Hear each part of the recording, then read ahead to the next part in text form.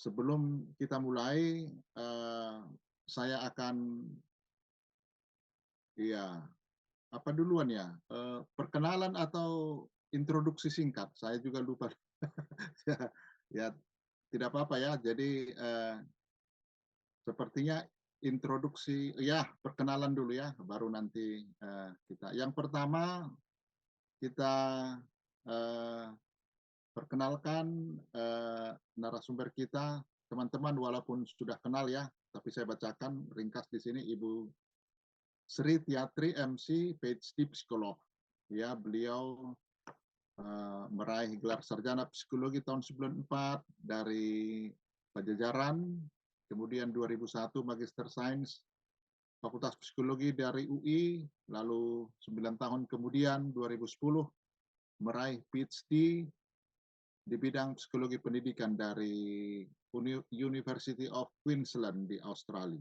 Beliau meneliti umumnya di bidang learning, cognition, culture, and research methodology. Publikasinya beliau bisa saksikan baik di Scopus maupun di Google Scholar dan di ResearchGate lewat link yang ada di depan kita. Itu yang pertama. Narasumber yang kedua, teman-teman kita lihat Saudari Amelia Jayadi MC. Beliau memperoleh mengenyam pendidikan Magister Psikologi Pendidikan di Universitas Tarumanegara.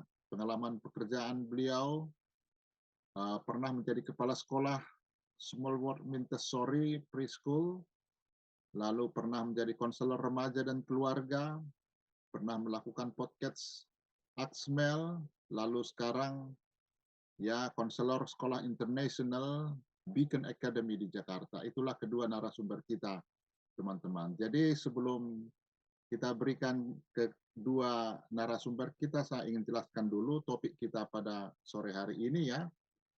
Regulasi diri dan emosi dalam belajar serta mindfulness pada siswa remaja.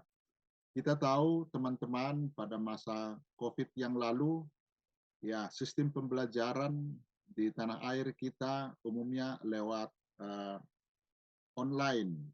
Dan ini tentu membawa dampak kepada sistem belajar para anak didik, khususnya menyangkut regulasi diri dan regulasi emosi.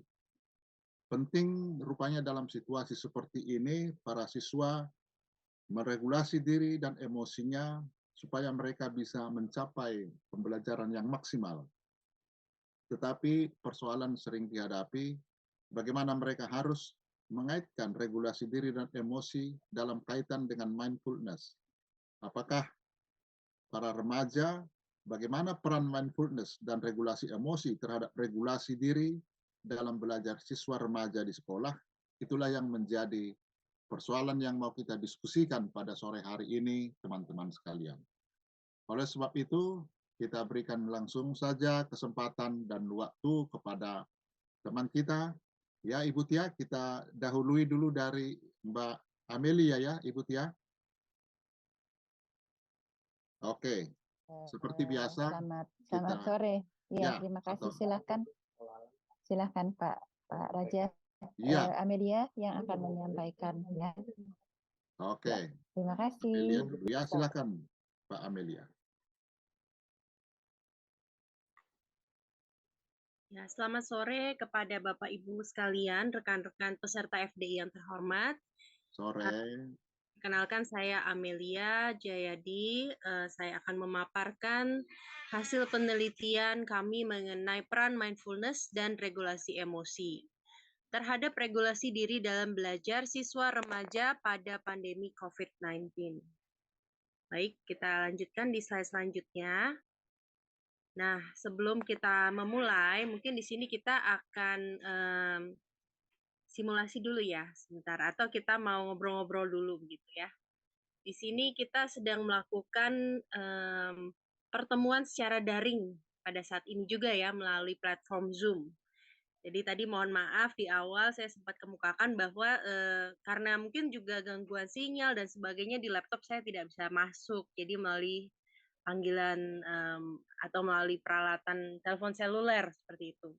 Nah, kita semua kan sudah terbiasa ya di masa ini untuk melakukan pertemuan daring. Apa saja sih mungkin kendalanya atau suka dukanya, pro kontranya melakukan pertemuan daring? Mungkin boleh di next dulu. Nah, di sini ada 1-2 orang yang boleh open mic atau unmute ya. Secara kognitif kira-kira apa nih suka duka dari pertemuan daring? Boleh 1-2 dari peserta?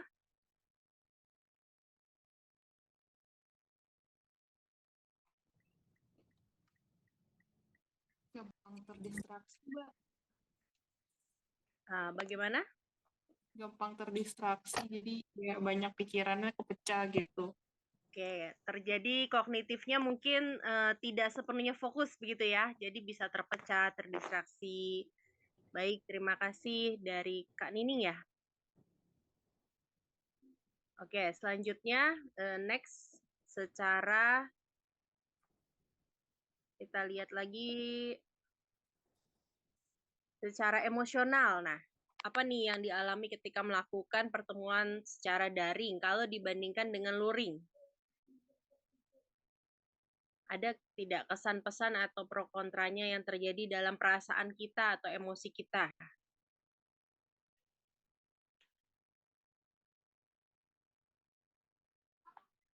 Ada yang bersedia untuk membagikan pendapatnya? Ya, saya coba, Kak. Silakan. Mungkin kalau secara daring kita secara emosi bisa berbeda persepsi atau pikiran gitu ya. Karena walaupun on cam saling lihat-lihatan, tapi kan gaya bahasa tubuhnya nggak maksimal gitu. Kita nggak tahu lawan bicara kita apa yang sedang dia rasakan, dia pikirkan, dia persepsikan, dan itu akan mungkin terjadi miskomunikasi atau mispersepsi gitu, Kak. Terima kasih. Terima kasih rekan Liu atau Kak Liu di sini. Nah, jadi secara emosi mungkin tadi secara empatetik juga kurang maksimal begitu ya.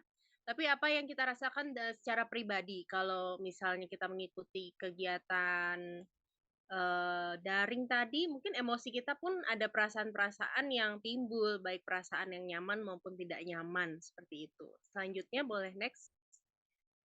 Demikian pula secara motivasi ya, mungkin ketika mengikuti pertemuan daring atau luring ada motivasi yang berbeda di sini. Jadi kenapa di awal saya buka dengan percakapan ringan ini seperti itu karena ini adalah pengalaman kita sebetulnya. Kita juga sebagai mahasiswa, sebagai profesional, kita seringkali melakukan pertemuan-pertemuan daring.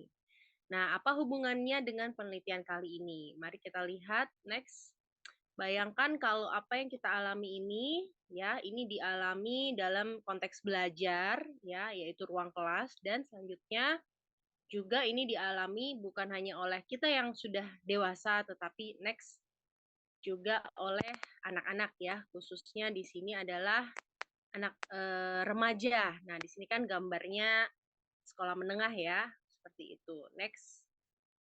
Oke, latar belakang dari penelitian ini yaitu di mana ada terjadinya pandemi COVID-19 pada tahun 2019 bulan Desember, sehingga pada bulan Maret 2020 terjadi PSBB ya di Indonesia, khususnya di Jakarta, di mana penelitian ini dilakukan, sehingga siswa-siswi tak terkecuali sekolah menengah, mereka melakukan pembelajaran jarak jauh atau PJJ. Kita tahu dalam PJJ itu pertemuan-pertemuan kelas dilakukan secara daring ya, seperti yang tadi di awal sudah kita diskusikan bersama. Nah, terjadi permasalahan apa sih kalau pertemuan daring? Kalau sekolah luring saja, sekolah pertemuan tatap muka saja, KBM itu ada permasalahan ini, yaitu akademik, motivasi, sosial, dan emosional.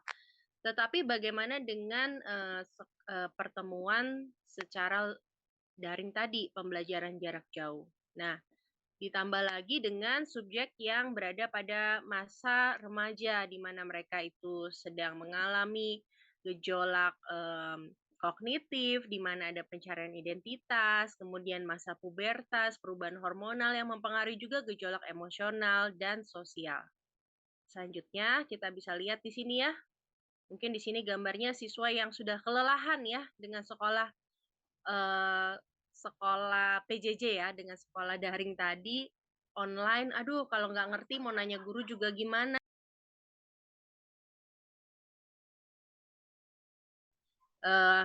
Nyerah mungkin gitu ya. Kalau yang the worst ceritanya. Nah, rumusan masalahnya apa dari penelitian ini? Apakah mindfulness dan regulasi emosi berperan terhadap regulasi diri dalam belajar siswa remaja di Jakarta dalam pembelajaran jarak jauh PJJ selama masa pandemi COVID-19? Baik, kita lanjutkan. Kita lihat jadi penelitian ini memfokuskan pada variabel regulasi diri dalam belajar, khususnya belajar secara daring ya.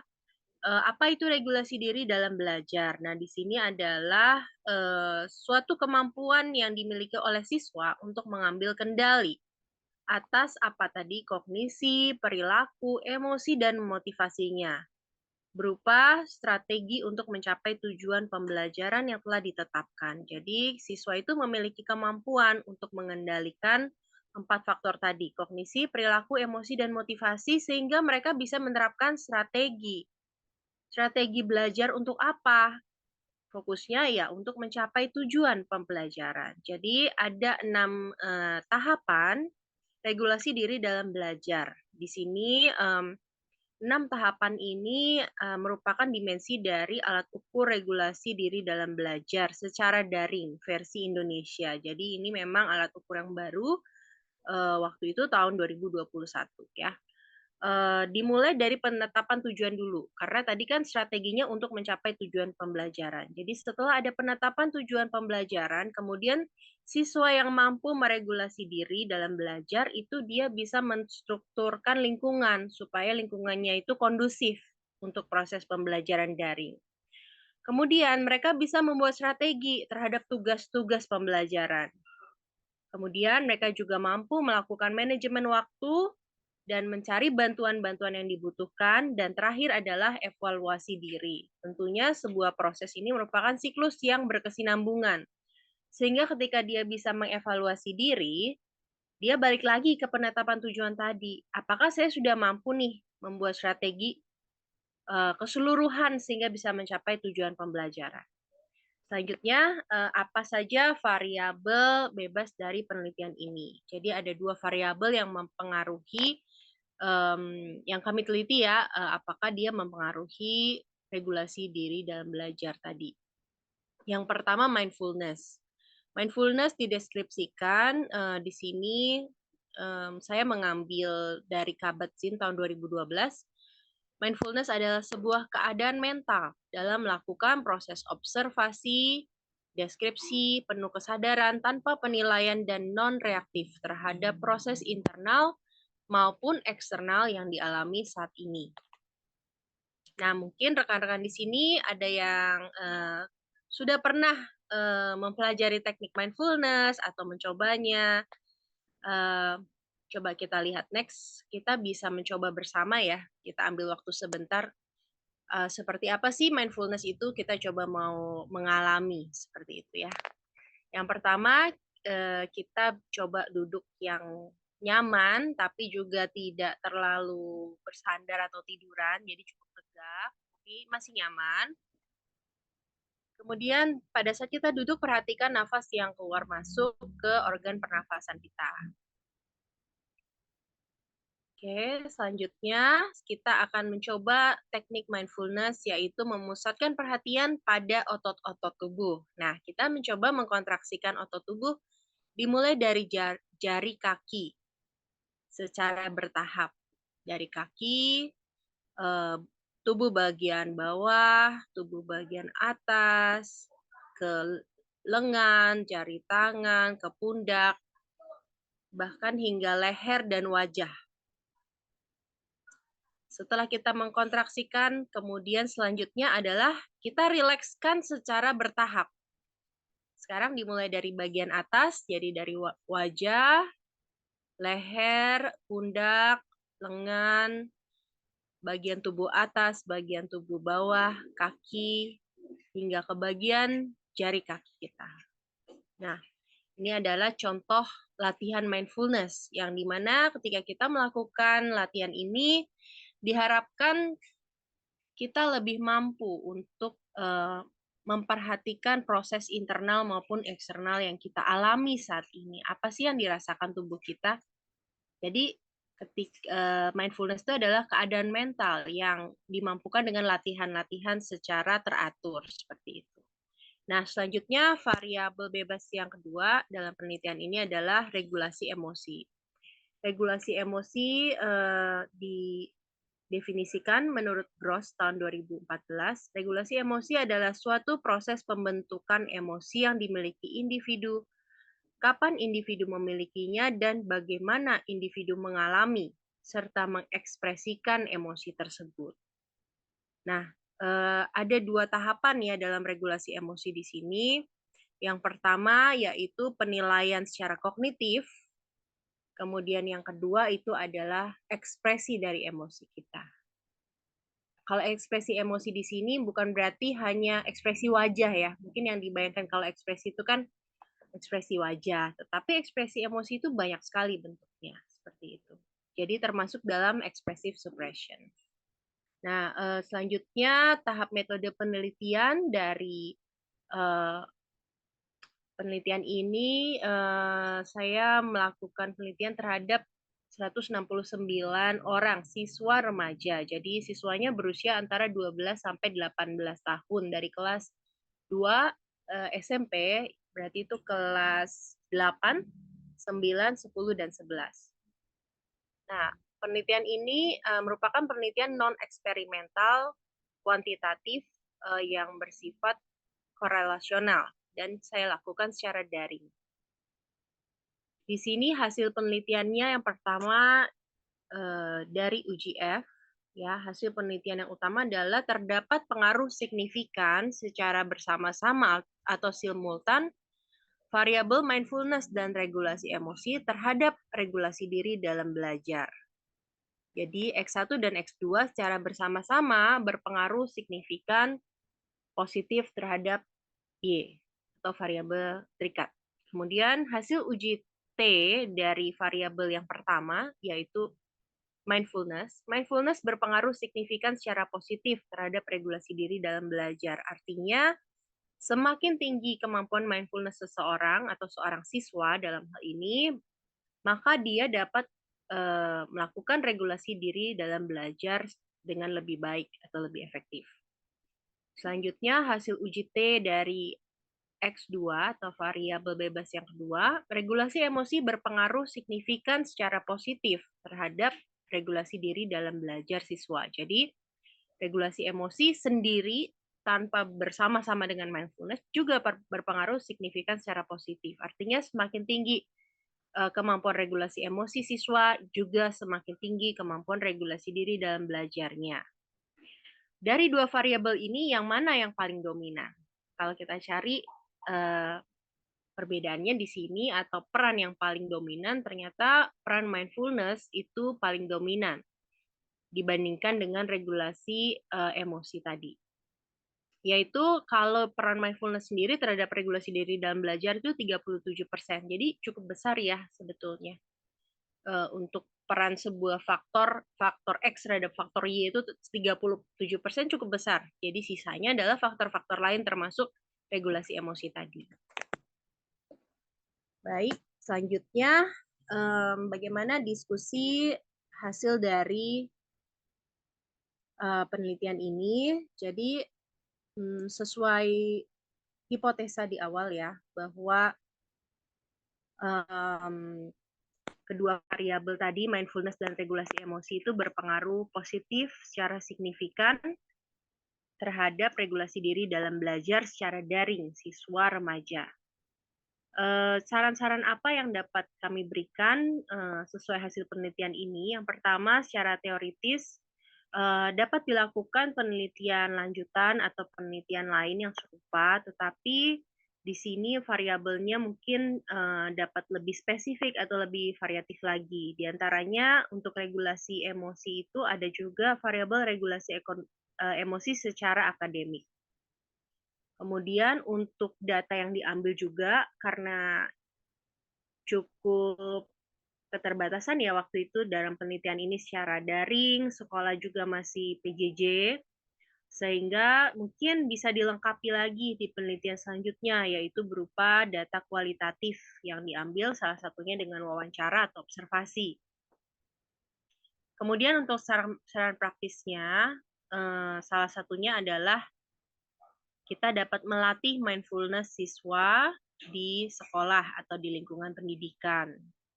Nah, di sebelah kanannya ada gambar, di sini mencontohkan ya latihan mindfulness yang dapat dilakukan oleh siswa di sekolah. Jadi ini di sekolah di mana saya bekerja juga sebagai konselor, kita mengajak murid-murid jadi pertama keliling di lingkungan sekolah seperti itu. Kemudian murid-murid diajak memperhatikan dan dituliskan di form ini. Jadi 5 hal yang dapat kamu lihat, 4 hal yang dapat kamu dengar, 3 hal yang dapat kamu rasakan atau sentuh, 2 hal yang dapat kamu cium aromanya, dan 1 hal yang dapat kamu rasa. Jadi menggunakan kelima alat indera itu dapat melatih mindfulness juga. Kemudian selain itu adalah kita juga perlu mengenalkan teknik regulasi emosi pada guru atau pendidik. Ya mungkin di lingkungan pendidikan saat ini sudah dimulai pendidikan mengenai sosial emosional, tetapi teknik regulasi emosi banyak guru juga yang belum menguasainya seperti itu. Dan itu akan sangat membantu ketika siswa belajar, guru juga mampu untuk menemani atau mendampingi siswa dalam regulasi emosi mereka. Demikian presentasi dari saya. Untuk menutupnya, saya ada sebuah kutipan dari Aristoteles, yaitu pendidikan, educating the mind, pendidikan seseorang itu tidak cukup hanya dari pikiran saja, tapi juga dari hati. Hatinya juga perlu dididik. Demikian, terima kasih atas perhatian Bapak Ibu rekan-rekan sekalian. Oke, terima kasih Mbak Amelia atas presentasinya ya, yang membuka cakrawala kita betapa mindfulness itu dan regulasi emosi sangat berperan besar dalam meregulasi diri siswa dalam proses belajar ya. Sudah dibuktikan dari hasil penelitian dari Mbak. Sebelum kita lanjutkan dengan diskusi, mungkin ada tambahan Ibu Tia menyangkut tema ini. Kami beri kesempatan Ibu Tia. Terima kasih.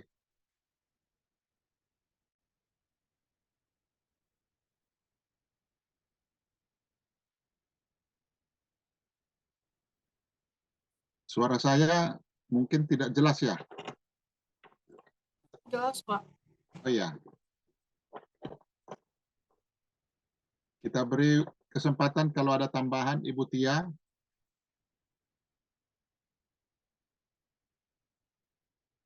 Ya, terima kasih Ibu Tia. Ya. Ya, ini mohon maaf saya ini 2 device. Iya, iya. Pak Raja, terima kasih sekali atas kesempatannya. Saudara-saudara sekalian, satu hal yang penting disampaikan oleh Amelia adalah mengenai mindfulness ya. Mindfulness. Nah, ini saya ingin tambahkan sedikit. Kebetulan penelitian saya di beberapa tahun itu adalah tentang mindfulness, yaitu dengan teknik Qigong ya, teknik Qigong walaupun ini masih pseudoscience ya, untuk mindfulness yang saya kerjakan ini belum dianggap science, tapi masih pseudoscience. Dan hasil penelitiannya juga secara statistik belum terbukti, tetapi ketika saya mengambil data kualitatif itu terbukti, saya perlu menyampaikan di sini, karena ini adalah bidang yang suatu hari nanti ketika neuropsikologi berkembang, saya yakin akan lebih maju ya, akan lebih diterima sebagai sains. Tapi saya dan tim tentunya, saya dan tim bersama Profesor Chok Hyu dari Kanada itu melatih para siswa di panti asuhan di 4 kota ya. Nah, kemudian setelah kami berikan, saya mewawancarai mereka. Nah, yang menarik adalah ketika saya wawancara beberapa siswa, apa dampak dari latihan senam resiliensi yang pada prinsipnya adalah melatih mindfulness itu, ada satu siswa yang menjawab, Bu, dulu sebelum latihan itu saya tidak paham bahasa Inggris. Kalau guru ngomong di kelas saya nggak ngerti bahasa Inggris. Tapi sejak ada pelatihan dari Ibu, maka saya bisa bahasa Inggris, dia bilang. Saya jadi bisa belajar bahasa Inggris. Saya bisa lebih mengikuti guru ngomong apa, ya. Nah, saya memang belum menganalisis lebih lanjut, tetapi dugaan ya, ini baru dugaan penjelasan, adalah adanya atensi yang lebih, ya, terlatih dengan mindfulness, maka atensi terhadap apa yang dilakukan di kelas itu menjadi lebih tinggi. Karena itu mindfulness memang menjadi satu modal penting dalam belajar. Ya tadi Amelia juga sudah menyampaikan bagaimana mindfulness berperan penting. Ya, itu saja tambahan dari saya, Pak Raja. Mudah-mudahan riset mengenai mindfulness ini dapat lebih diterima dan akhirnya bisa menjadi bagian dari psikologi. Baik, Silakan. Terima kasih. terima kasih ya Ibu Tia yang telah memberikan catatan tambahan mengenai mindfulness itu. Jadi memperkuat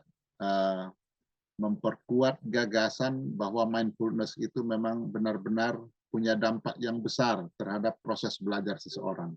Sebagaimana tadi yang telah diungkapkan oleh Mbak Amelia ya dalam pemaparannya. Jadi teman-teman, sebelum kita lanjutkan tanya jawab kita melatih sedikit mindfulness kita dengan menikmati ya untayan video yang akan kita saksikan bersama. Silakan Miss.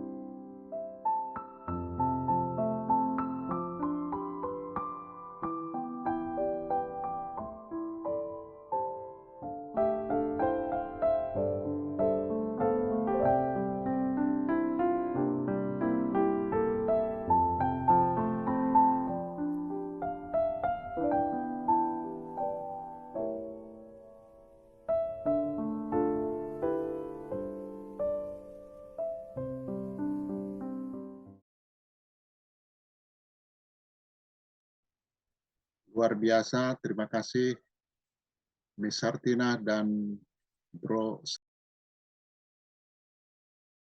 mempersiapkan video yang sangat menginspirasi ya. Satu hal yang saya ingat itu tadi, in the middle of difficulty lies opportunity. Wah, luar biasa ya. Baik teman-teman, kita lanjutkan dengan diskusi kita pada sore hari ini ya. Santai aja ya, nggak usah tegang ya. Santai saja ya. Nah, teman-teman, kita tadi sudah sampai kepada kesimpulan bahwa mindfulness itu sangat efektif ya untuk meregulasi diri remaja dalam belajar. Nah, tetapi regulasi emosi ada juga, tetapi tidak begitu besar sebagaimana mindfulness. Dan ini menunjukkan mindfulness itu benar-benar memang jauh lebih efektif ya, dan itu yang diteliti juga oleh Ibu Tia.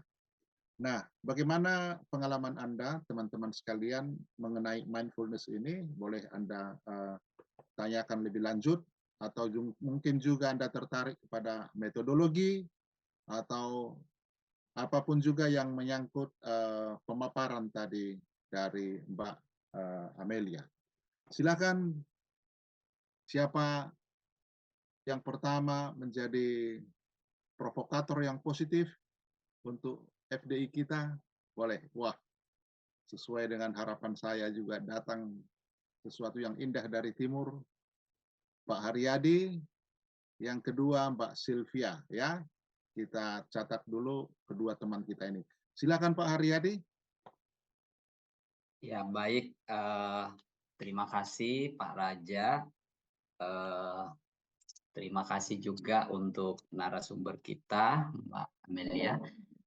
Saya mau bertanya, mungkin yang di awal adalah terkait dengan metodologi. Saya hanya ingin mengkonfirmasi apakah penelitian ini eksperimen, karena tadi saya lihat ada uji beda ya, uji pengaruh. Kemudian boleh dijelaskan perlakuan yang diberikan sebelum dan setelahnya ya, kalau memang itu eksperimen. Kemudian apakah para siswa itu diajarkan teknik mindfulness, kemudian dilakukan pengujian setelahnya? Mungkin itu dulu Pak Raja. Terima kasih. Terima kasih Pak Haryadi. Kita tampung dulu ya Mbak ya, Mbak Amelia. Yang kedua Mbak Sylvie, silakan Mbak Sylvie. Ya, terima kasih Pak Raja. Selamat sore Pak Raja, Ibu Tia, dan Kak Amel. Sore. Saya ingin bertanya untuk pertama kepada Kak Amel tentang mindfulness ya. Jadi mindfulness di sini ini kan disebutkan tadi ada banyak yang sifatnya kesadaran begitu ya. Jadi pertanyaan saya, tadi kan latihannya ada banyak yang sifatnya sensorial, jadi yang menggunakan indera, panca indera seperti ya taste, smell, hear, dan sebagainya. Pertanyaan saya, apakah mindfulness ini untuk latihannya sendiri hanya bisa dicapai melalui yang sifatnya sensorial? Apakah kalau misalnya untuk individu yang sifatnya kayak lebih less yang sensorial itu apakah bisa dicapai dengan cara apa seperti itu ya? Jadi pertanyaannya lebih ke cara-caranya seperti itu. Terus yang kedua untuk Butia. Jadi saya tertarik dengan pseudoscience Bu. Jadi kebetulan saya sendiri kan mempelajari yoga dengan sedikit qigong seperti itu ya. Jadi kan banyak yang latihannya sifatnya meditasi dan pernapasan melalui movement gitu. Pertanyaan saya sebenarnya, dan saya setuju dengan Ibu, sebenarnya ini ranah-ranah yang sifatnya beneficial, tapi belum banyak diteliti di psikologi. Nah, dari konteks terminologi yang pseudoscience itu terhadap psikologi, padahal ini juga bermanfaat terhadap nanti secara behavioral, apa sih Bu yang kriteria yang masuk di pseudoscience secara psychological? Terus kemudian tanggapannya dari psychological terhadap pseudoscience itu sebetulnya apa gap-nya? Apakah karena di definisi atau di dimension atau di prosedurnya? Seperti itu, Bu Tia. Oke, baik. Terima kasih, Pak Raja. Oke, terima kasih Mbak Sylvia. Jadi kiranya jelas ya yang ditanyakan oleh Pak Haryadi tadi mengenai mindfulness sebelum dan sesudah, bagaimana tekniknya, kemudian juga hal yang sama pada Ibu dalam kaitan dengan juga pseudoscience. Silakan mungkin pertama pada Mbak Amelia ya. Silakan Mbak Amelia. Baik, terima kasih Pak Raja. Terima kasih juga Bapak Ibu rekan-rekan untuk pertanyaannya. Saya akan mencoba menjawab. Mungkin yang pertama dari Pak Haryadi ya. Bentuk penelitian ini metodenya desainnya itu adalah non-eksperimental. Kemudian tadi pertanyaan mengenai uji beda tadi, uji beda di sini bukan dari kelompok sebelum dan sesudah dari perlakuan.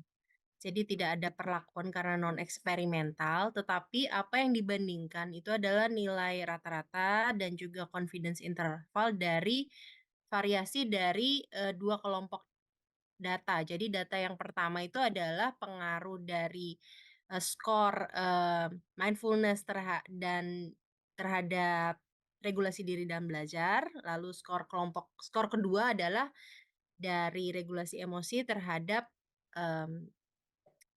regulasi diri dan belajar. Jadi tadi dari keduanya tersebut ketika dipisahkan satu persatu variabel tersebut, itu keduanya memiliki pengaruh positif yang signifikan. Seperti itu. Mudah-mudahan cukup menjawab Pak Haryadi. Oke, baik. Terima kasih jawabannya, Mbak. Terima kasih. Oke, saya akan coba menjawab pertanyaan kedua dari Mbak Sylvia ya, atau Ibu Sylvia di sini. Bu Sylvia dari Rara ya? Wah, salam kenal. Saya senang sekali.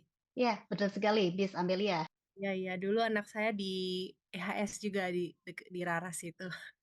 Oh, baik. Iya, Atas nama siapa, Bu? tapi udah lama sih. Udah lama? Ya, Oke, baik. Nanti kita ngobrol, Bu. udah lulus, sudah keluar. Oke, mungkin tadi pertanyaannya terkait sensorial ya. Jadi, bagaimana latihan-latihan sensori itu memang mengaktifkan bagian kognitif tertentu di otak. Mungkin saat ini saya belum bisa pastikan deskripsinya di mana gitu secara neuroscience-nya, karena tadi seperti yang Bu Tia ceritakan, mindfulness ini memang nanti penelitiannya nanti lebih detailnya lagi tuh ke neuroscience seperti itu. Tapi mungkin dari segi psikologis ini kan yang kami teliti ya, hasilnya, efeknya, pengaruhnya terhadap belajar seperti itu. Nah, latihan-latihan dari sensori tersebut itu mengaktifkan bagian tertentu di otak yang berhubungan dengan kesadaran tadi. Dengan observasi, jadi lebih fokus, lebih kalau ada sorry saya buka dulu. Tadi adalah proses observasi, dia bisa mendeskripsikan apa yang dia alami, baik oleh tubuhnya secara internal maupun eksternal. Jadi contohnya saya langsung secara awam saja ya, gitu ya, menjelaskan secara praktikal maksudnya seperti itu. Jadi ketika seorang siswa seperti itu memperhatikan lingkungan sekitarnya, tentu kan input yang dia dapat dari memperhatikan itu adalah dari observasi itu adalah input sensorial. Baik itu dari indera penglihatan, atau pendengaran, atau penciuman, seperti itu. Jadi, latihan-latihan apapun yang sifatnya mengaktifkan kelima indera ini, itu secara langsung meningkatkan kemampuan mindfulness seseorang. Nah, itu memang, penelitian yang sudah diketahui dari neuroscience. Tapi kalau pertanyaannya bagaimana, kalau orang yang mungkin sensori memiliki sensory disorder, mungkin seperti itu ya? Atau kenapa pertimbangannya kenapa, mau mencari yang non sensorial seperti itu? Apakah ada pertimbangan tertentu misalnya untuk anak-anak yang hiposensori atau hypersensori seperti itu? Karena, di sekolah saya bekerja saat ini kebetulan memang juga itu ada anak-anak yang berkebutuhan khusus, sehingga dia juga mengalami tadi gangguan sensorial, sehingga, kalau seperti itu kita bisa sesuaikan. Jadi maksudnya, apa sih yang diobservasi, seperti itu.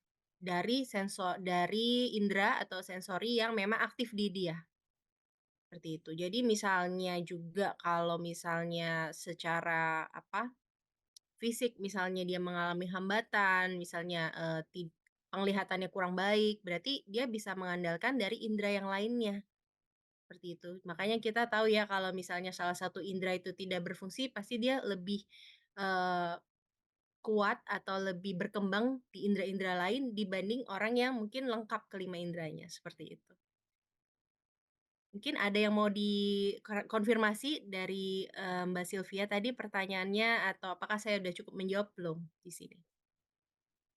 Ya, cukup jelas Bu Amel. Kalau kesimpulan saya lebih ke intinya ke stimulus begitu ya, untuk Ya. supaya ada brain stimulusnya. Oke. Terima Iya, kasih. lebih ke dia memperhatikan stimulus yang ada, seperti itu. Dan stimulus itu tingkatnya atau level intensitasnya tidak harus sama gitu, atau segini kita netapkan, itu enggak. Justru semakin halus stimulus dan dia bisa merasakan atau mendengar itu misalnya, atau mencium bau itu yang cuman samar-samar, nah itu berarti dia kemampuan observasinya tinggi. Ya itu semakin dilatih, maka kesadarannya tadi, awareness-nya, mindful-nya itu akan lebih tinggi, seperti itu. Mudah-mudahan cukup jelas. Terima kasih untuk pertanyaannya.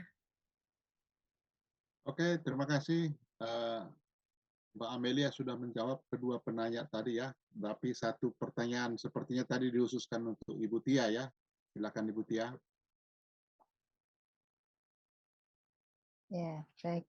Terima kasih Bu Selvi. Pertanyaannya tentang pseudoscience ya. Kriteria apa? Oke, sebentar. Ya, baik Mbak Sari. Kelihatannya bisa kita rangkum aja. Sebentar, nanti. Ya, moga-moga. Ya, oke, moga. Sorry. Jadi pseudoscience itu adalah kriteria yang diberikan kepada pengetahuan yang belum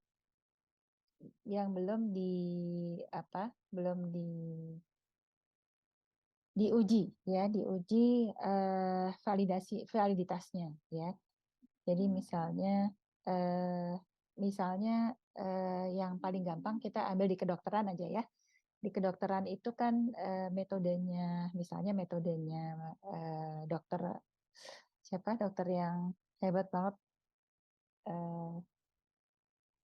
yang mantan menteri, siapa namanya? Mantan menteri kita. Ya, Terawan Bu. Terawan ya. Dokter Terawan ya. Misalnya ya dokter Terawan ya. Dokter Terawan itu juga cukup banyak ditentang karena belum teruji secara ilmiah, karena belum diuji dengan randomized control trial gitu ya. Jadi ada kesepakatan ilmiah dalam dunia internasional yang harus dipenuhi. Kalau itu belum dipenuhi, maka belum bisa dibuktikan keilmiahannya ya. Jadi misalnya itu karena belum randomized control trial, maka belum dianggap ilmiah, misalnya seperti itu.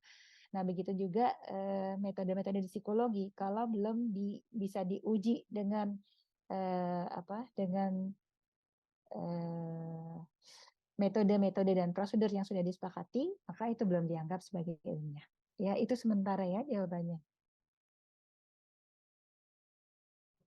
Oke, Mbak Sylvia, semoga membantu ya bahwa kriteria apa yang harus dilakukan, sesuatu itu disebut pseudo itu ya memang seperti itu umumnya. Jadi belum memenuhi kriteria-kriteria yang dianggap sebagai ilmiah. Jadi pseudo itu dari artinya sendiri sebenarnya sains itu ilmu, ya pseudo itu ya semacam seperti ya mirip, pseudo ada manusia, human, pseudo human ya mirip manusia berarti bukan manusia. Jadi kalau siapa yang disebut mirip manusia berarti bukan manusia dia itu ya. Tapi untunglah kita bukan mirip manusia ya. Ya, kita semua manusia. Tertawa Pak Haryadi. Oke, baik teman-teman. Siapa lagi penanya yang berikut? Silakan. Boleh dari segala perspektif ya, dicoba.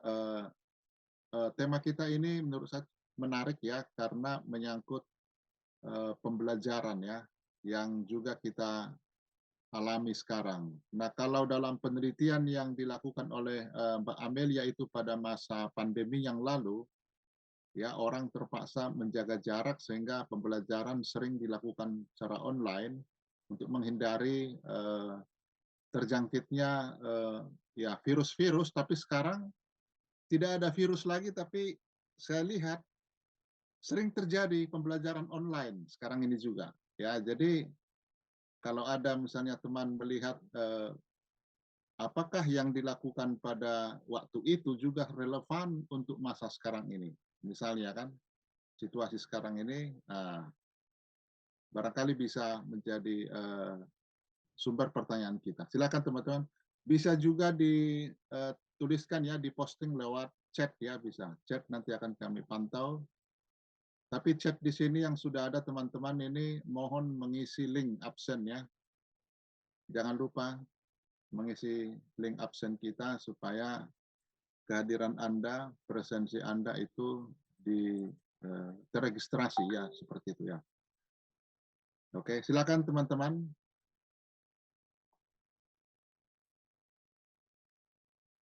Pak Raja, mungkin saya izin menambahkan sedikit, Pak, sambil menunggu yang mau Oh iya, bertanya. wah itu ide Ini, yang sangat bijaksana ya.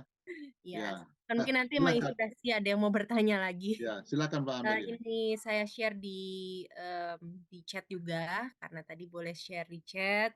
Ini ada artikel dari Frontiers ya, di sini mengenai mindfulness dan neuroscience tadi. Jadi saya mau menambahkan juga, tadi pertanyaan, Mbak Silvi sangat baik ya, selain memperhatikan dari sensori, kemudian apalagi? Kita juga bisa memperhatikan,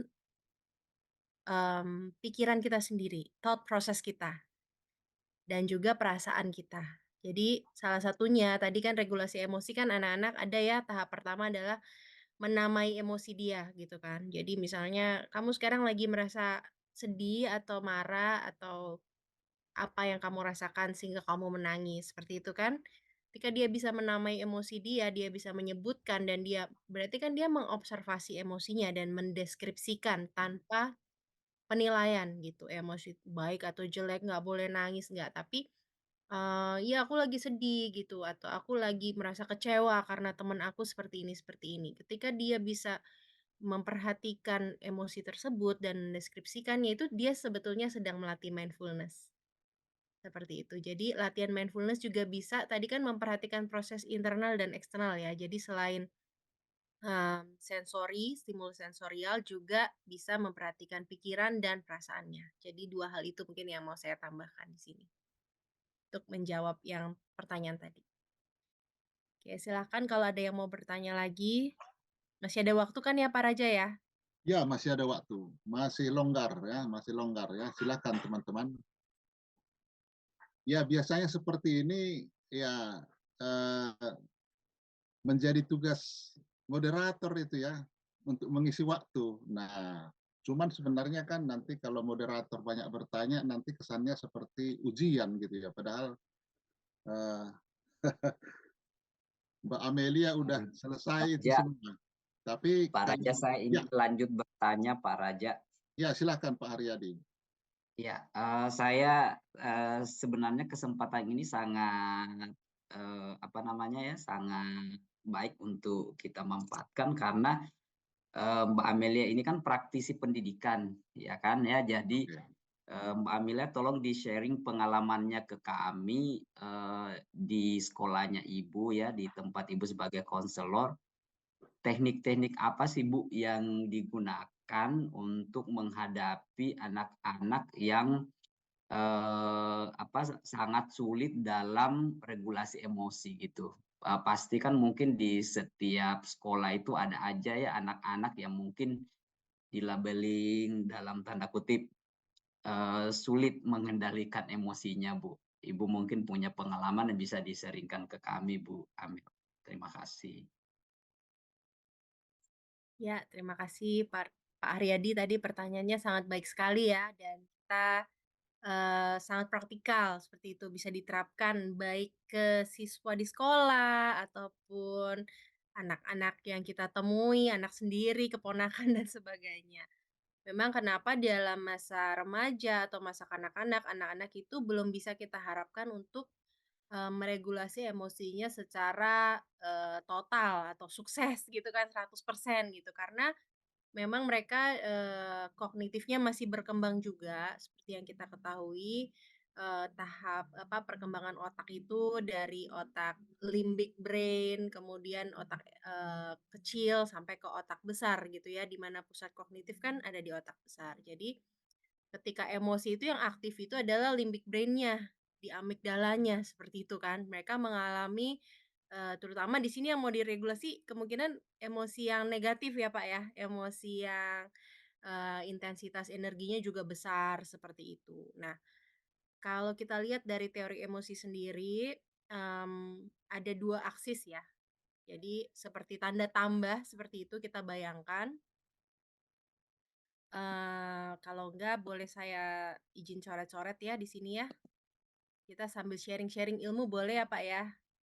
Silahkan nanti kalau ada yang mau menambahkan. Jadi anggap aja ini adalah emosi kita seperti kue, lalu ada tanda tambah kan dibagi 4. Jadi yang di atas ini adalah emosi yang positif atau emosi yang nyaman, emosi yang menyenangkan. Yang di bawah adalah emosi yang negatif. Biasanya orang sebutnya emosi negatif atau emosi yang tidak menyenangkan atau tidak nyaman ketika dirasakan. Nah, kemudian di kanan kirinya ini apa? Ini adalah energi. Emosi itu punya energi. Jadi emosi ada yang energinya tinggi, ada yang energinya rendah seperti itu.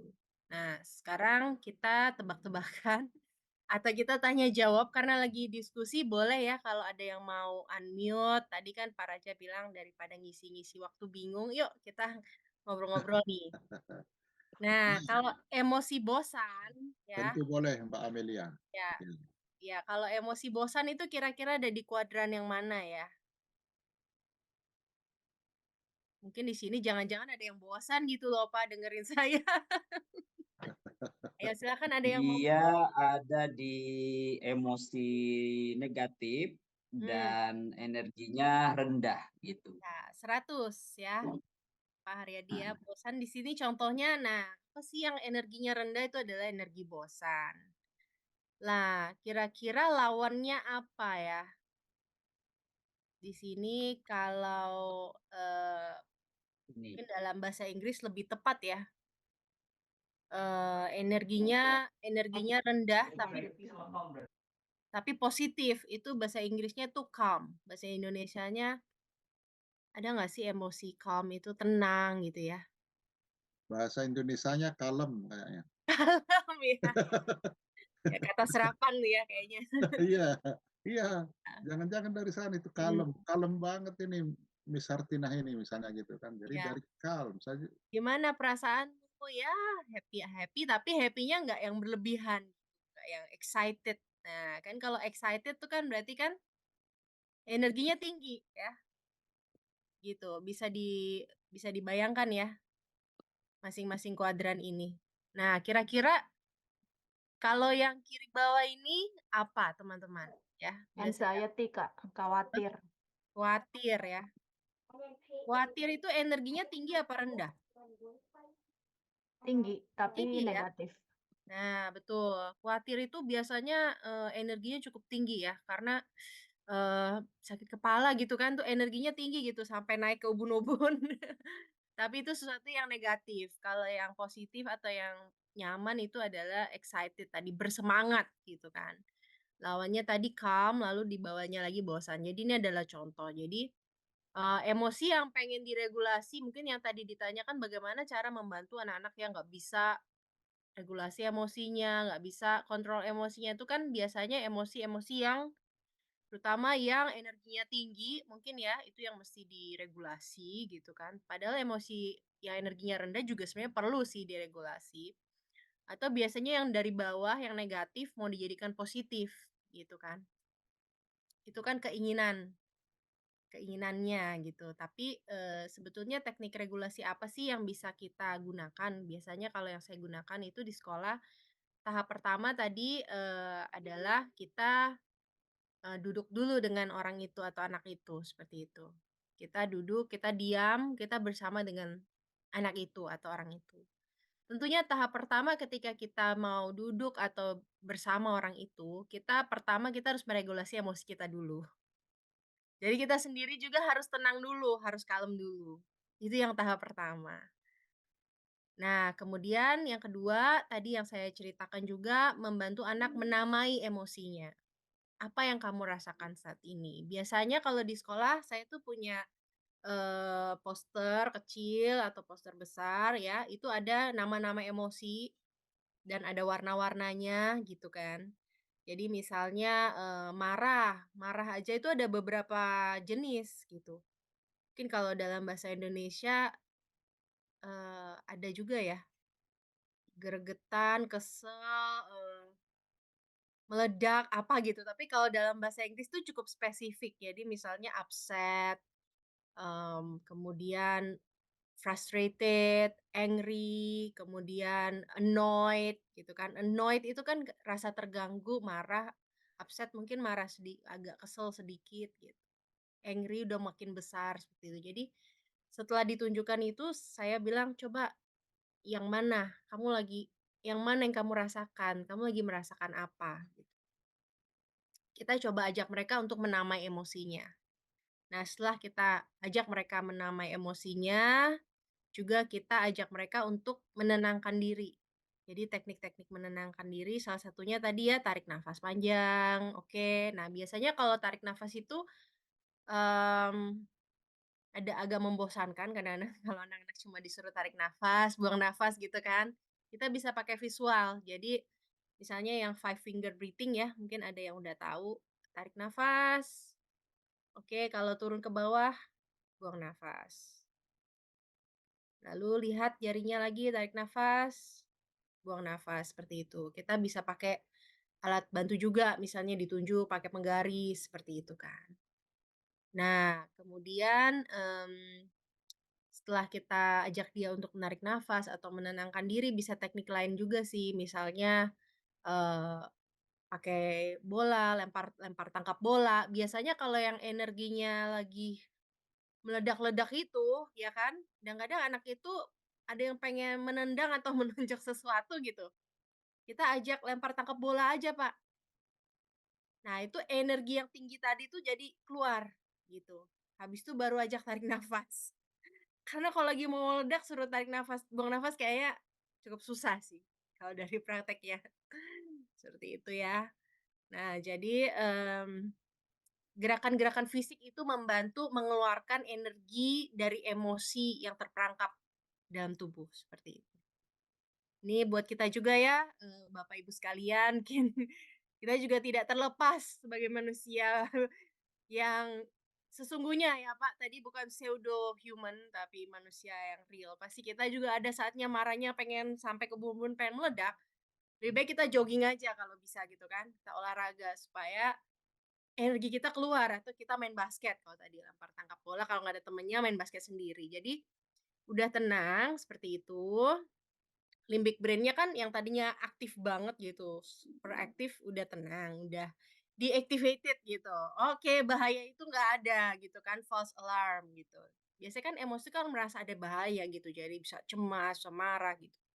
Nah, setelah tenang, baru kita ajak teknik namanya itu adalah rethinking. Rethinking itu artinya sebenarnya kalau di CBT ya Pak ya, cognitive behavior itu kan kognitifnya, sekarang baru mulai otak kognitifnya aktif gitu, neokorteksnya aktif. Kita ajak mereka, ini yang kita butuh bantuan kita sebagai orang dewasa, mereka mungkin belum berkembang sepenuhnya memaknai peristiwa yang membuat emosi. Caranya gimana? Kita tanyanya itu di sini jangan pakai kata kenapa. Ini dari pengalaman saya ya. Biasanya kalau pakai kata kenapa, ini menurut teori juga sih. Dari ada satu pengajaran namanya The Virtue Project. Jadi jangan pakai kata kenapa. Kalau kamu tanya kenapa, kenapa kamu tonjok teman kamu gitu kan? Kenapa kamu tadi kata-kata kasar misalnya seperti itu tuh? Kenapa kamu kok nangis-nangis gitu kan? Agak sulit gitu, atau dia bisa menyalahkan temannya mungkin. Ah, tadi dia begini duluan gitu. Jadi kalau kita pakai kenapa itu banyak malah makin bisa membangkitkan emosinya. Tapi si kognitif proses tadi, rethinking proses berpikir itu adalah neokorteksnya adalah apa? Katanya apa? Apa? Coba apa yang terjadi? Seperti itu. Coba kamu jelaskan. Ada apa?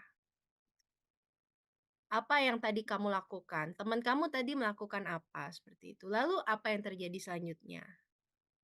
Lalu apa yang terjadi? Apa akibatnya? Apa yang kamu rasakan? Seperti itu.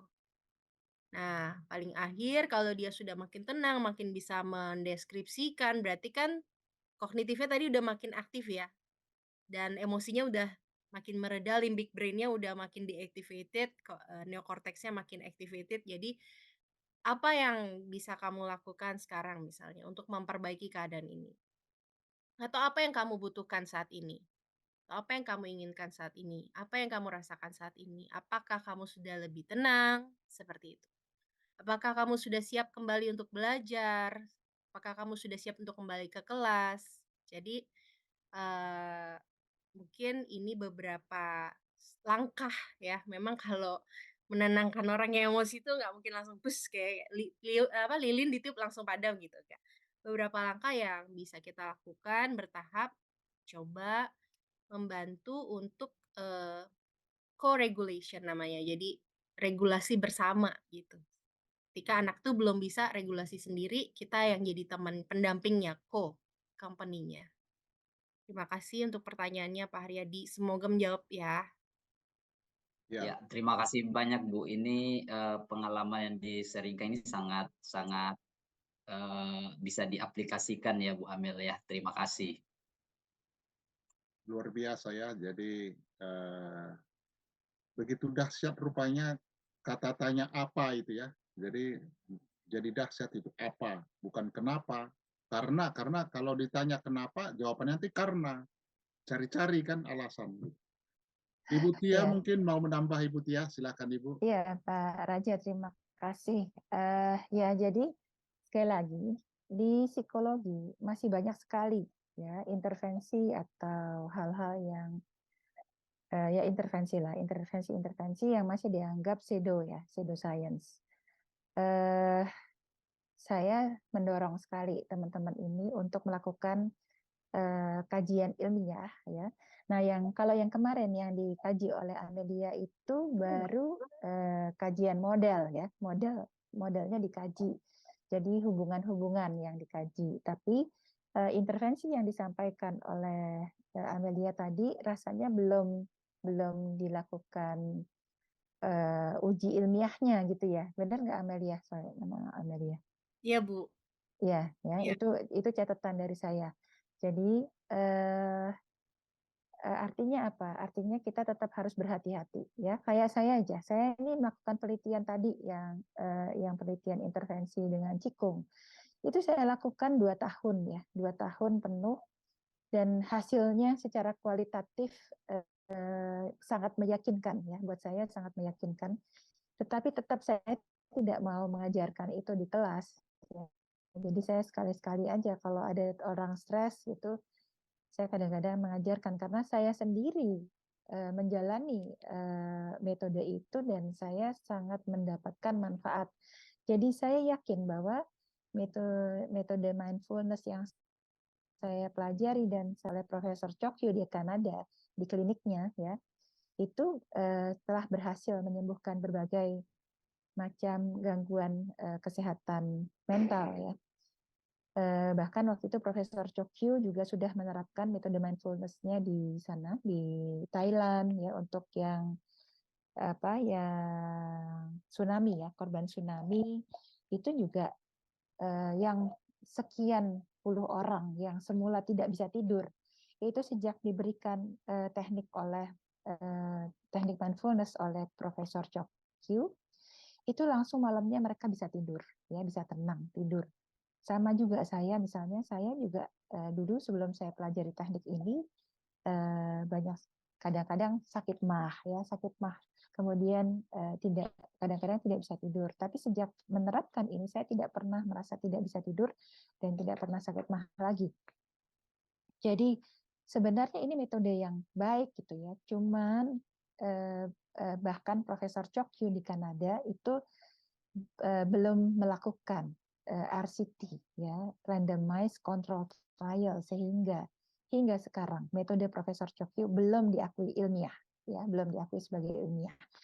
Metode yang saya juga kadang-kadang berikan kepada mahasiswa saya waktu ada mahasiswa yang stres gitu, saya selalu terapkan itu juga belum bisa dinyatakan ilmiah. Makanya kadang-kadang saya gemes gitu ya pada gerakan psikologi di Indonesia terutama. Itu banyak sekali yang masih harus diuji keilmiahannya. Akhirnya yang diakui sebagai ilmiah saat ini, yang di dunia masih dianggap ilmiah, baru CBT, ya, intervensi berupa cognitive behavior therapy, itu aja yang dianggap sudah ilmiah karena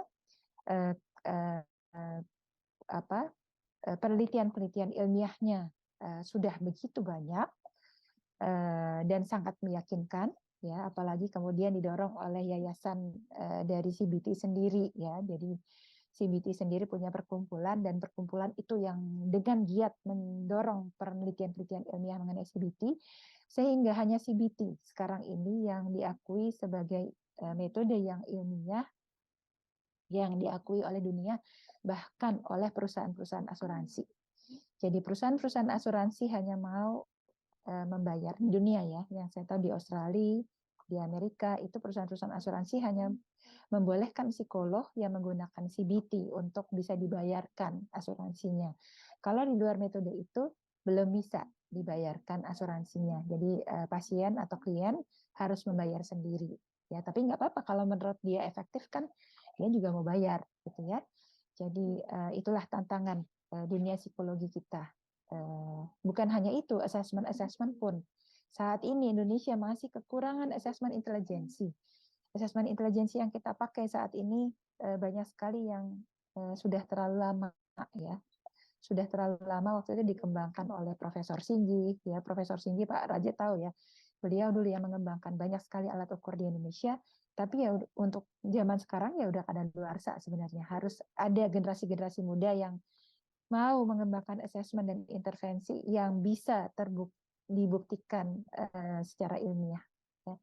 Itu tambahan dari saya, Pak Raja. Terima kasih. Ya, terima kasih banyak atas tambahannya, Ibu Tia. Ya, barangkali teman-teman bisa mirip lah sekarang ini kayak kalau orang sakit minum herbal, ya, herbal. Jadi herbalisasi medis, ya, atau herbalisasi psikologi, atau herbalisasi pendekatan atau intervensi psikologis. Nah, gitu bahasa saya. Nah, menarik tadi itu apa yang diceritakan oleh Mbak Amelia tadi tentang pengalaman waktu di sekolah, ya. Memang ada istilah untuk itu, ya, orang itu memperoleh katarsis. Istilah katarsis itu dilegakan dia, lega. Kalau sudah lega, ya pelan-pelan emosinya itu, ya, akan menurun, ya. Jadi apa yang terjadi? Bagus sekali memang itu, ya. Sehingga orang mengorek, ya. Jadi sebenarnya mengorek sesuatu dari orang yang bersangkutan. Lalu sesudah itu semuanya terungkap, ya, yang muncul kelegaan. Kalau sudah lega, ya, bisa berjabatan tangan, bukan? Kalau belum ada kelegaan, tidak mau jabatan tangan. Oh, salaman, udah selesai, ya, damai. Nggak bisa. Jadi harus dikeluarkan dulu, ya, seperti itu. Ya, teman-teman, luar biasa, ya, pertemuan kita pada sore hari ini. Kalau masih ada pertanyaan yang tidak bisa ditahan-tahan, coba tumpahkanlah, teman-teman. Jangan nanti menjadi beban Anda sehingga tidak bisa tidur. Ya, mumpung di sini Ibu Tia dan Mbak Amelia, ya, menyangkut tema kita pada sore hari ini. Ya, tapi kalau memang sudah merasa lengkap, sudah paripurna, ya tidak apa-apa. Syukur, ya, bahwa kita sudah mencapai tujuan kita. Baik, teman-teman sekalian, Mbak Sylvia mau, Ya, ya, Pak, saya mau silakan. bertanya lagi sama Bu Tia. Bu, kalau misalnya walaupun evidence based, kalau Pak Raja kan mengajarkan empirical study gitu ya, jadi based by partisipan gitu. Kalau evidence based-nya banyak dan konsisten, dan perilakunya untuk diterapkannya juga konsisten, kenapa pasti diarahkannya ke pseudoscience ya, Bu? Karena prosedural tadi itu ya, Bu, ya?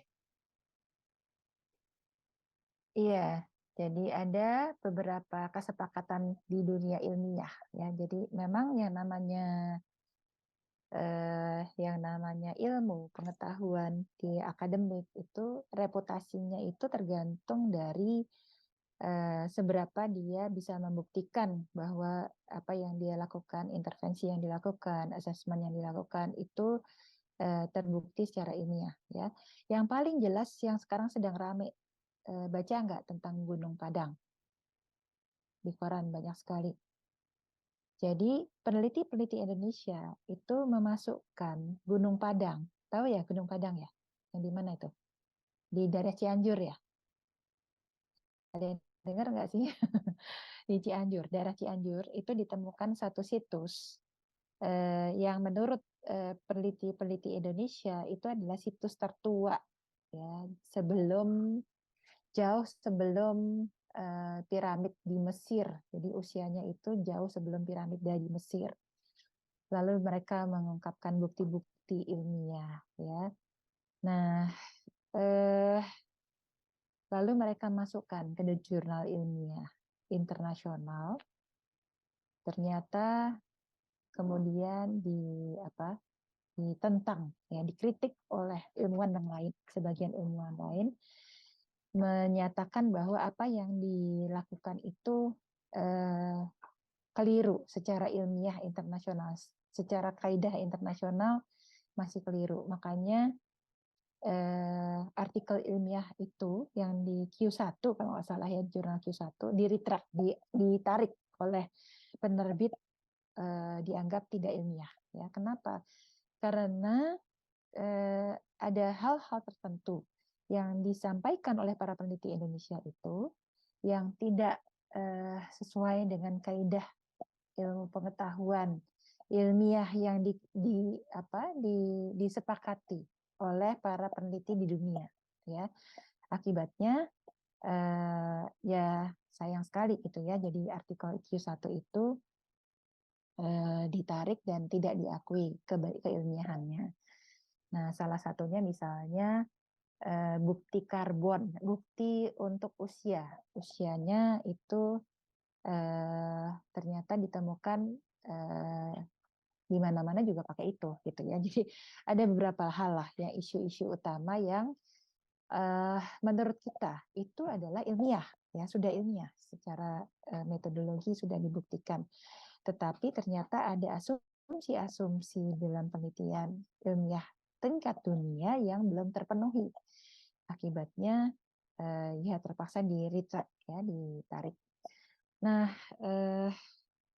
jadi pertanyaannya apa sampai lupa? Apa pertanyaannya Mbak Sylvie? Ya, cukup jelas Ibu. Jadi intinya lebih ke protokoler dalam scientific study sendiri itu ya, Bu ya. Ya, betul. Betul, ya. Karena itu kalau kita mau diakui sebagai ilmuwan yang hebat, memang semua protokol, prosedur yang dilakukan harus plek-plek ya, plek-plek mengikuti itu.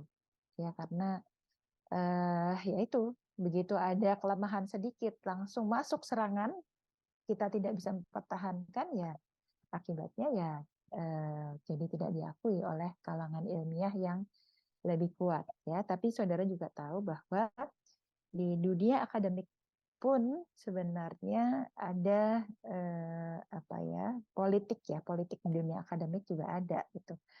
Jadi kalau kayak tadi CBT itu kenapa dia bisa diakui? Karena dia cukup kuat di dalam mereka mempunyai asosiasi yang kuat dan kebetulan di situ orang-orang kuatnya berkumpul sehingga saling mendukung gitu. Jadi CBT langsung diakui. Sekarang aja psikoanalisis saja sekarang dipertanyakan gitu ya.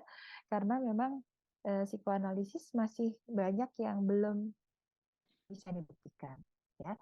Karena itu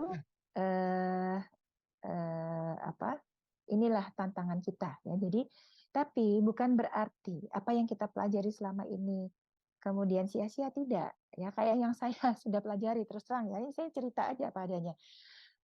Teknik Qigong yang saya pelajari dari Profesor Chokyu dari Kanada, itu saya terapkan untuk diri saya, itu sangat bermanfaat gitu ya.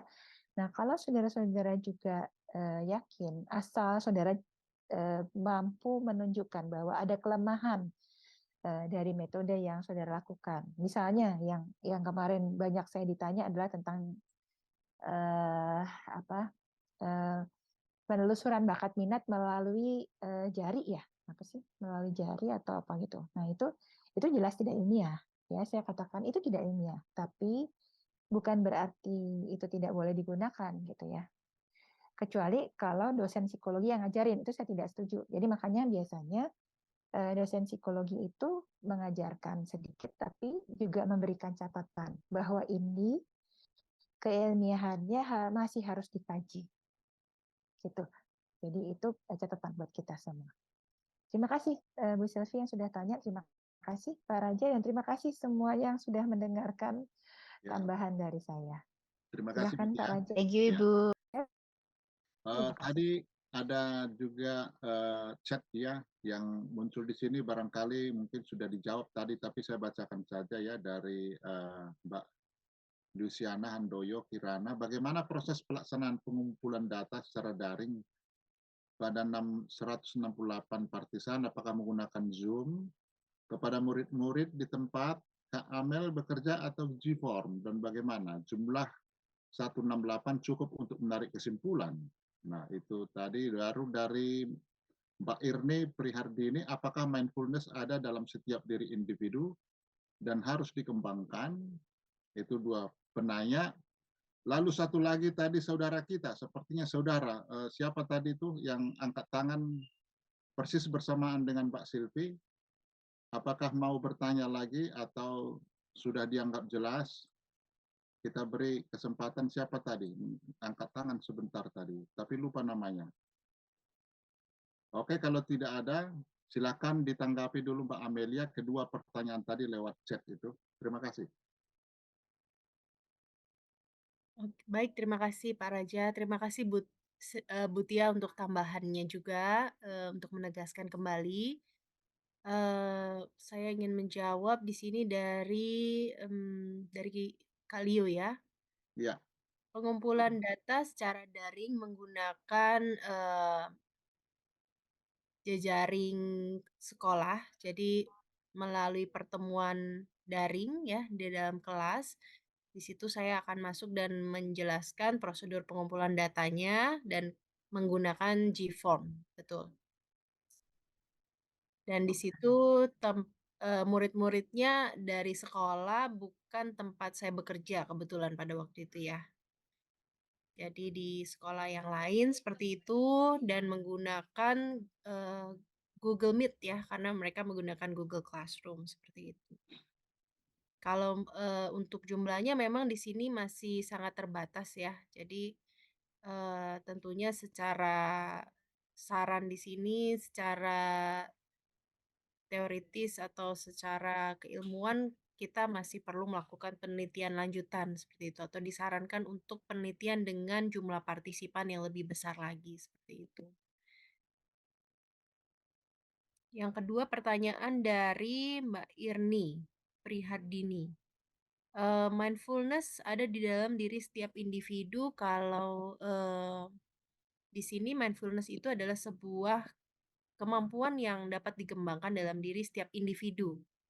Tetapi seperti kemampuan lainnya tentunya tingkatannya dalam diri setiap individu itu berbeda-beda ya. Bagaimana dari pengalaman individu itu sendiri seperti itu. Jadi memang sebuah potensi yang ada, tetapi harus dikembangkan. Demikian mungkin saya mencoba menjawab. Terima kasih untuk pertanyaan teman-teman, rekan-rekan sekalian. Ya, terima kasih Mbak Amelia. Ibu Tia mungkin sudah mau menambah, ada yang mau ditambah Ibu Tia? Terima kasih Pak Raja, sudah cukup. Oke, terima kasih. Teman-teman, akhirnya kita sampai pada titik kulminasi pertemuan kita. Jadi sekarang jam 7.30, dalam jadwal kita tertulis kita akan lakukan sampai jam 7.30. Karena itu kita ucapkan sekali lagi terima kasih kepada kedua narasumber kita pada sore hari ini, Ibu Tia dan Mbak Amelia. Tepuk tangan meriah dulu untuk mereka semua. Ya, terima kasih. Sebagai tanda terima kasih kita, ya kami serahkan di sini dari panitia sertifikat pertama kepada Ibu Tia sebagai narasumber kita pada sore hari ini. Mohon diterima Ibu Terima Tia. kasih. Ya, terima kasih Pak Raja, saya terima Baik. sertifikatnya. Terima Sama-sama kasih. Ibu. Sertifikat kedua kita serahkan kepada Mbak Amelia Jayadi sebagai narasumber kita. Mohon diterima Mbak Amelia.